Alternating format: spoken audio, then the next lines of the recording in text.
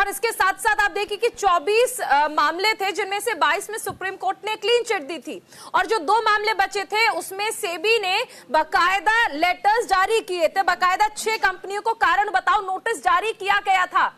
और ये हिंडनबर्ग जिसकी एक रिपोर्ट पर एक बार फिर से बवाल मच रहा है, 140 करोड़ भारतीयों के देश में जहां पर बवाल मच रहा है, सुप्रीम कोर्ट को आप बिजी कर रहे हैं, पक्ष विपक्ष इस पर बातचीत कर रहे हैं, हो हल्ला हो रहा है संसद में।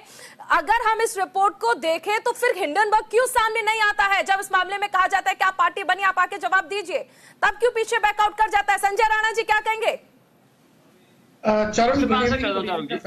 देखिए, बड़ा मुझे सरप्राइज होता है कि 9 आदमियों की कंपनी, 2 डायरेक्टर, टोटल आज 11 आदमियों की कंपनियों पे यहाँ पे बवाल मचा हुआ है।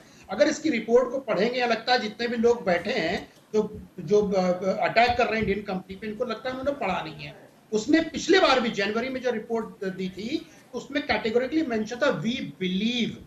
देखिए, वी बिलीव, और इस बार का भी रिपोर्ट में जो है उनका जो लास्ट स्टेटमेंट है, जो क्लोजिंग रिमार्क है, वी बिलीव, वो ऐसा मानते हैं। तो समझने की जरूरत है, नंबर 1। नंबर 2, चारों जब ये जितने भी विपक्षी जो काट की हांडी बैठाने की कोशिश कर रहे हैं, इनको अपने गिरबान में झांक के देखना चाहिए। 2013 में मार्केट जो था 21,000 का था, और 21,000 का था, और आज चारों मार्केट है 79,000 का, जो आज जो क्लोज हुआ है 79,330 पर क्लोज हुआ है। तो अगर आप मार्केट का पिछला 1 महीने का भी एनालिसिस करेंगे तो मार्केट जो बेस्ट हुआ था वो था 82,518, और आज जो क्लोजिंग हुई है 79 पे हुई है। भैया, मार्केट में तो कुछ गए नहीं। नंबर 2।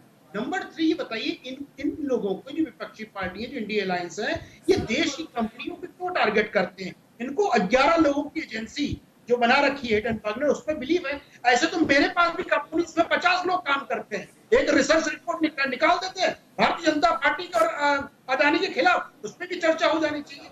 इनको समझने की जरूरत है कि किसको टारगेट कर रहे हैं। कहीं ना कहीं राहुल गांधी साहब हो, या कांग्रेस हो, या विपक्षी दल हो, ये अपनी देश की जो कंपनी है और देशवासियों को जो पैसा है उसको डुबाने की कोशिश कर रहे हैं। मैं बार बार पूछता हूँ, किसी ने रिपोर्ट पढ़ी है? अगर रिपोर्ट पढ़ी है तो इसमें कैटेगोरिकली मेंशन है, इसलिए जो लॉ है यूएस का, इस लॉ से बच जाते हैं, क्योंकि बोलते हैं मैंने तो ऐसा कहा नहीं, मैंने कहा हम लोग का मानना है। जब आप कोर्ट ऑफ लॉ में खड़े होते हैं, हमारा मानना है, तो आप मानो या ना मानो, तो ये प्रश्न है। इसीलिए यूएस में बहुत केस चल रहे हैं, और यूएस में बार बार ये बच जाते हैं। और इंडियन कंपनी, देखिए, सेबी के हेड पे इल्जाम लगा देना, देखिए हम और आप हैं, इन्वेस्टमेंट सभी लोग करते हैं, हम इन्वेस्टमेंट कर लिया और कल को मेरे को पद मिल गया, डजंट मीन कि मैं उस कंपनी से बिका हुआ हूँ।